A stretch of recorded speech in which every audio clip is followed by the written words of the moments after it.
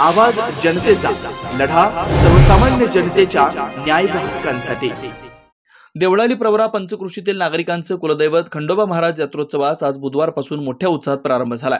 2 दिवस चालणाऱ्या या यात्रोत्सवात विविध सांस्कृतिक व मनोरंजनाच्या कार्यक्रमांचे आयोजन करण्यात आले। आज सकाळी चैतन्य उद्योग समूहाचे अध्यक्ष गणेश भांड व त्यांच्या सुविद्य पत्नी मंदाताई भांड यांच्या हस्ते पालखी पूजन संपन्न झाले। लेझिम पथक, सनई चौघड्यांच्या गजरात पालखी मिरवणूक संपन्न झाली। खंडोबा महाराज यात्रेनिमित्त सकाळपासून भाविकांची मंदिरात दर्शनासाठी रीघ सुरू होते। यात्रेनिमित्त मंदिरावर केलेली विद्युत रोषणाई अनेकांच्या नजरा वेधून घेत होती। यात्रेत विविध व्यापारी, खाऊगल्ली, खेळाचे साहित्य विक्री दुकाने थाटली।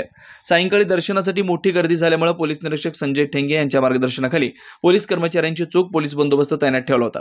उद्या कुस्त्यांचा हंगाम व लावणी कार्यक्रमाने यात्रा उत्सवाची सांगता होणार आहे। यात्रा यशस्वीतेसाठी यात्रा कमिटी अध्यक्ष अजित कदम, कार्याध्यक्ष अमित कदम यांच्यासह कमिटी पथक यांनी अथक परिश्रम घेतलाय। नवनवीन घडामोडी आणि सत्य बातमी पाहण्यासाठी आजच आमच्या YouTube चॅनलला सबस्क्राइब करा, शेअर करा आणि लाईक नक्की करा।